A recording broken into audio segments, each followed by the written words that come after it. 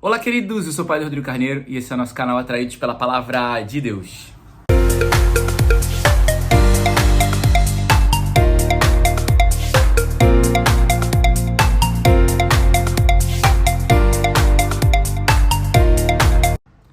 Bem, então seja muito bem-vindo, você que já é um atraído pela Palavra de Deus, seja muito bem-vindo você que está chegando aqui no nosso canal, seja muito bem-vindo. Seja muito bem-vindo você que tem vivido, né, esse momento com a gente de partilha, de escuta da Palavra de Deus. Deus abençoe muito você. Esse domingo, segundo domingo, então, do tempo comum, para vocês aí, já os preparativos já pertinho, né? Na preparação para celebrar São Sebastião, padroeiro da nossa arquidiocese. Acredito que a cidade deve estar bombando, né? A diocese em geral da Orani, nas peregrinações, não, como é que se diz? Nas andanças da trezena, né? Então, a todo vapor, tenho acompanhado alguma coisa ou outra pelo Instagram, e a diocese a todo vapor chegando no dia da celebração do nosso padroeiro, São Sebastião. Bem, então nesse domingo, a gente tem uma liturgia que pode se chamar de uma liturgia bem densa. São textos que a princípio parecem simples assim, mas tem uma densidade de conteúdo para a nossa vida de fé. Começando pelo Salmo responsorial, que vai dizer: eis-me aqui, Senhor, para fazer a sua vontade. Então, é interessante que esse salmo, de uma maneira geral, já manifesta uma decisão de fazer a vontade, não minha, mas de fazer a vontade de Deus. Então, esse salmo já traz uma decisão. Decisão que é aquilo que é o mais básico para a vida cristã. O cristão, ele precisa decidir-se por Deus, decidir-se pelo Evangelho, decidir-se pela causa do Senhor, decidir-se por sacrificar-se, decidir-se por consumir-se de amor, decidir-se por ser oferta. Então, tudo na vida cristã passa por uma decisão. Por isso que é interessante que nós somos batizados como crianças e somos confirmados. Antigamente as crianças eram batizadas e confirmadas. Hoje se separou para quê? Para que a confirmação seja na idade onde a pessoa tem a maturidade para tomar uma decisão. Apesar de muitos não se decidirem verdadeiramente, só fazerem como um preceito. Mas a confirmação, ela é feita depois dos 15 anos, porque a igreja entende que é a idade onde eu já sou capaz de tomar uma decisão que vai durar para a vida. Então eu me decido abraçar a fé cristã, eu me decido me chamar cristão, eu me decido a seguir Jesus. Então por isso aqui estou para fazer a sua vontade. Também, num segundo momento, tem também a disposição. Eis-me aqui para fazer a sua vontade. É se colocar à disposição de Deus. Mesmo entendendo que eu não sou o melhor, que eu posso não ter muito para oferecer, que eu posso não ser o mais forte, que existem pessoas melhores do que eu. Mas no meu nada, naquilo que eu tenho ou no que eu não tenho, eu me disponho para que Deus no meu nada faça o tudo dele. Para que Deus no meu pouco multiplique, como ele fez na multiplicação dos pães, como ele fez em vários momentos. Que no pouco que eu tenho ele possa multiplicar. Aqui traz um alerta importante. Porque quando a pessoa é soberba, ela se acha demais, ela se supervaloriza, Deus ele tem dificuldade para usar essa pessoa, porque ele não encontra espaço para ser Deus. Então quando a pessoa é pequena, humilde, não reconhece que não tem muito a oferecer, mas ela tem disposição para se colocar diante de Deus, ele faz grandes obras. Porque ele não quer pessoas cheias, pessoas sábias, inteligentes. Ele quer capacitar os fracos, os pequenos, os humildes. Outra coisa também é que fazer, né, a vontade de Deus também é abandonar-se, porque que vontade é essa? Eu não sei qual é a vontade de Deus. Eu não conheço, porque Deus às vezes ele me pede uma coisa, mas eu não tenho noção de tudo aquilo que a gente vai abraçar. A Virgem Maria, quando ele disse, vai ser mãe, ela não tinha noção que teria uma espada de dor, que veria o filho morrer na cruz. Ela não teria noção de que teria que fugir para lá e para cá do Egito. Mas ela disse sim. Então abraçar a vontade de Deus é abandonar-se também. E esse abandono, ele precisa ser consciente. Eu preciso tomar consciência de que eu estou me abandonando, porque senão, quando as provas, as dificuldades começam a acontecer, eu posso questionar e dizer, peraí, mas eu não aceitei isso. Não, faz parte do pacote, entendeu? Faz parte do pacote. Por exemplo, quando eu compro uma passagem de avião, Eu não estou pagando e nem estou querendo que tenham turbulências, mas pode ser que tenha turbulência. Então é isso. Quando eu compro uma passagem, eu não estou pagando. Se pudesse escolher, eu escolheria, né? Marcar um quadradinho lá de que não quero turbulências, mas eu não tenho como escolher. Então eu me abandono nisso. Pode ter turbulência, pode não ter. Então esse é o parâmetro também na vida com Deus. Pode ser que tenha turbulências, pode ser que seu voo esteja sendo só turbulências, mas faz parte do processo. O que vai fazer? Você vai pular do avião? Não. Continue. Isso é abandonar-se. A primeira leitura vai recordar a gente que a minha vida é para a glória de Deus. Ou seja, eu sou um instrumento de Deus somente. E Deus vai fazer o que Ele quiser. E assim vai mostrar a glória dele. Porque quando eu quero fazer a minha vontade, eu estou mostrando a mim mesmo. Quando eu quero fazer o que eu quero, quando eu faço o que eu penso, eu mostro a mim mesmo. Mas quando, como eu acabei de dizer, abandonado em Deus, eu reconheço que eu sou somente um instrumento para Ele fazer o que Ele queira, e aí Ele começa a fazer, aí é o rosto dele, é a glória dele que vai sendo manifestada. Também, o Senhor, ele pensa que é muito pouco pra gente somente ser servidor. Às vezes a gente se coloca na figura de ser servidor. Eu tô na igreja, eu sirvo, eu leio, eu faço leitura, eu levo a cestinha do dízimo, e eu troco lâmpada, eu faço isso, eu faço aquilo. Só que pro Senhor é pouco esse fazer. É pouco o fazer, porque o Senhor espera de nós ser santo. E o que é ser santo? Ser santo não é ser uma pessoa que não peca. A gente tem que tomar cuidado, porque a grande arma do inimigo contra a gente é colocar na nossa cabeça, é incutir uma mentalidade de que ser santo é não cometer pecado. E aí a gente não consegue não pecar. A gente acaba desistindo do projeto de santidade. No original, o projeto de Deus original, santidade é um pecador que não se acomoda. É uma pessoa que está em constante vigilância e luta contra o pecado. Mas se por acaso cai, ele volta imediatamente. Ele não se acomoda, não se acostuma, não se permite permanecer no pecado. O pecado ele pode acontecer ao longo do percurso.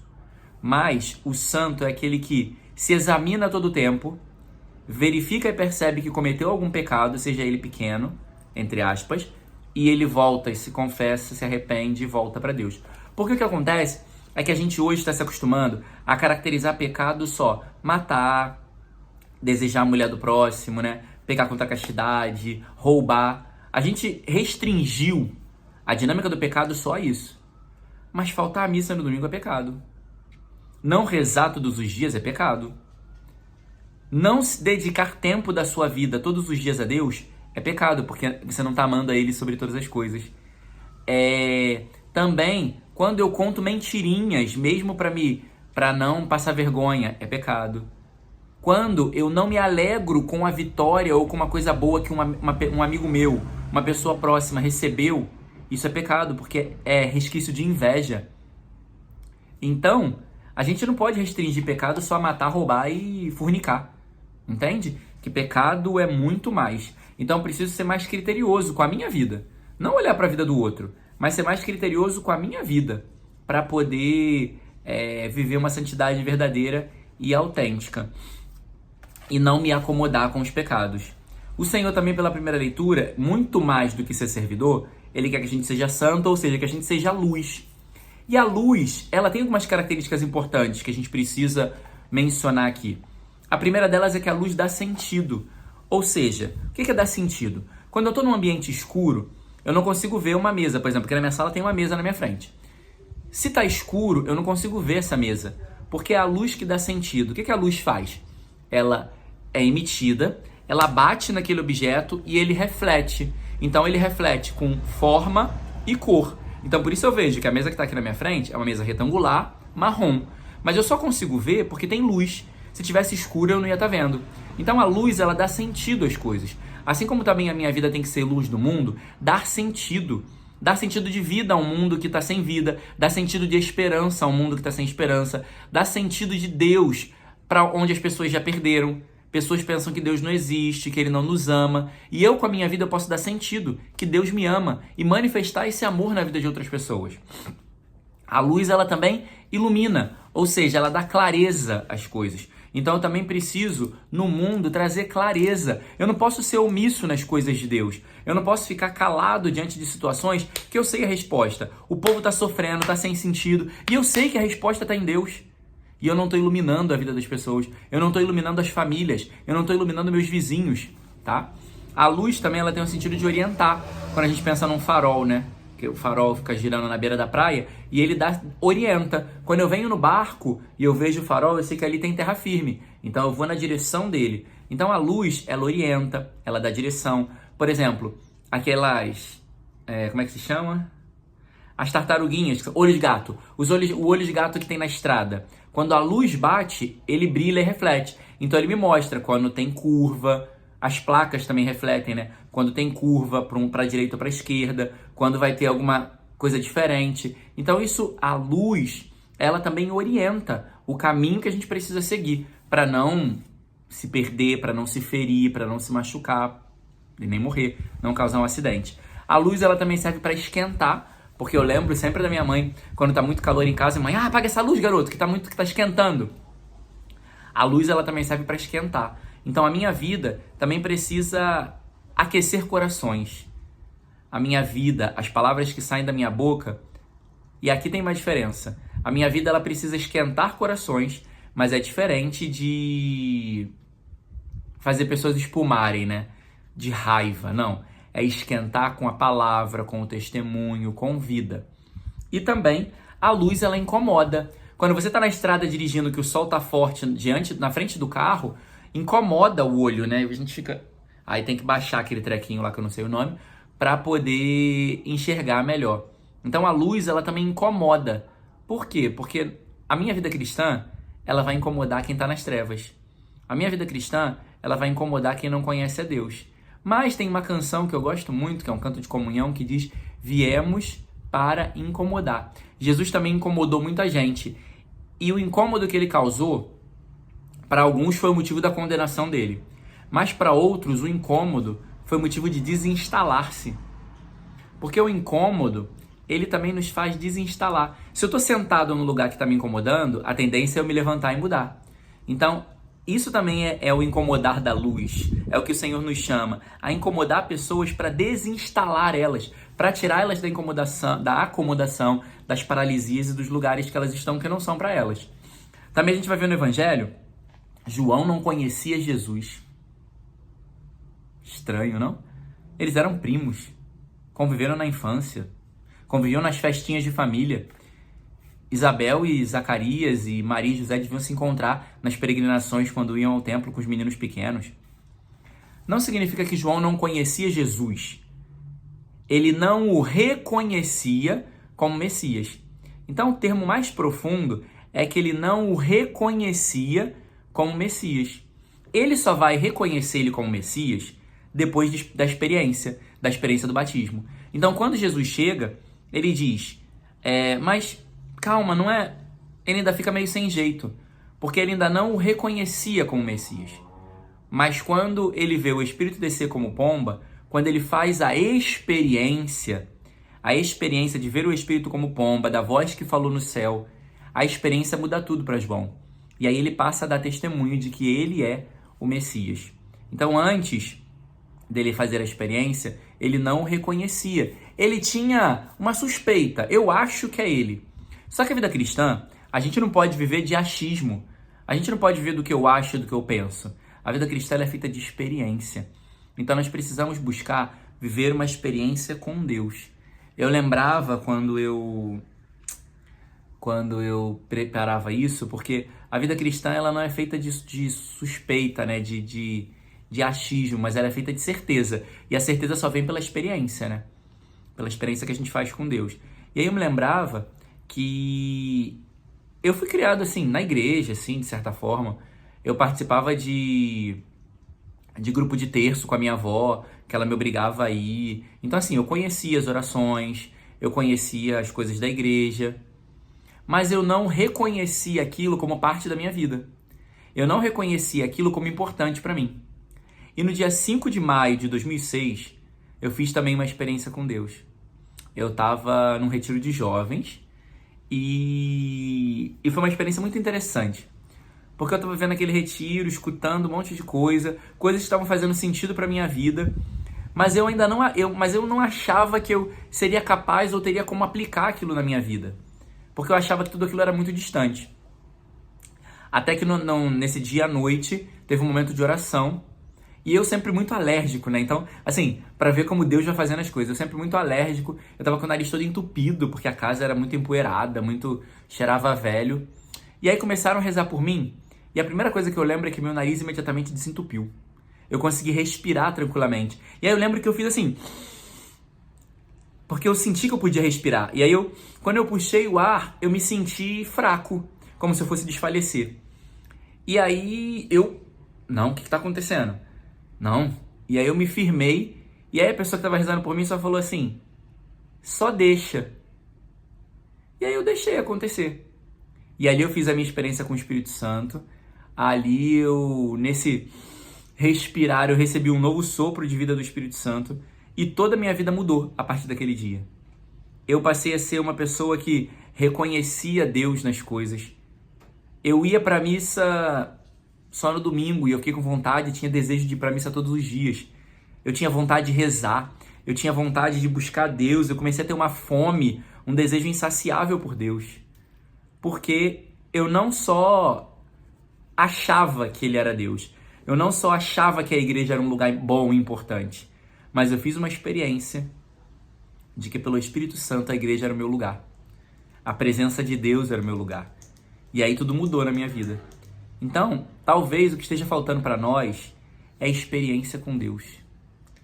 O que falta muitas vezes para nós é uma experiência verdadeira com Deus. Talvez a gente esteja, como na primeira leitura, só servindo, mas não estamos, sendo santos, sendo de Deus, sendo igreja. Então que nesse domingo a graça de Deus nos preencha e nos ajude a ser de Deus, a ser de Deus de verdade. Nós te pedimos, Senhor, que Teu Espírito Santo nos preencha nessa hora, Senhor. Te pedimos a graça de uma efusão do Teu Espírito, Senhor. Te pedimos a graça de um batismo autêntico no Teu Espírito Santo nesse dia, Senhor. Para aqueles que estão vendo, acompanhando e escutando. Para que a gente saia, Senhor, do conhecimento para a experiência, Senhor. Desse conhecimento superficial para a profundidade da experiência com Teu Espírito. Renova, Senhor, também no meu coração e na minha vida, Senhor, a primeira experiência com Teu Espírito, para que não seja uma coisa estanque, parada no tempo do dia 5 de maio de 2006, mas que hoje, Senhor, quase 20 anos depois, o Teu Espírito Santo se atualize no meu coração. Tira-me, Senhor, dessa graça, desse lugar, na verdade, de ser somente um funcionário, um servidor, Senhor, e faz-me um filho da igreja, faz-me um cristão, Senhor, faz-me um homem santo, faz-me um sinal, uma luz para o mundo, Senhor. Usa da minha vida, Senhor, para que outros te conheçam. Mesmo com as minhas limitações, Senhor. Ainda que eu não entenda, que eu não compreenda. Usa-me, Senhor. Faz a Tua vontade na minha vida. Cumpre e realiza o Teu querer em mim, Senhor. Realiza a Tua obra de amor no meu coração. E faz, Senhor, em mim tudo o que Tu queres. Eu sou, Senhor, um instrumento Teu e não quero ser nada mais do que Teu instrumento. Como instrumento Teu, Senhor, eu quero manifestar a Ti no mundo e expressar para todo mundo a Tua glória, Senhor. Uma glória não minha, Senhor. Eu não livra-me, Senhor, dos aplausos, livra-me dos reconhecimentos. Que Tu sejas reconhecido, Senhor. Que Tu sejas amado, adorado e glorificado. Glória ao Pai, ao Filho e ao Espírito Santo, como era no princípio, agora e sempre. Amém. Louvado seja nosso Senhor Jesus Cristo, para sempre seja louvado.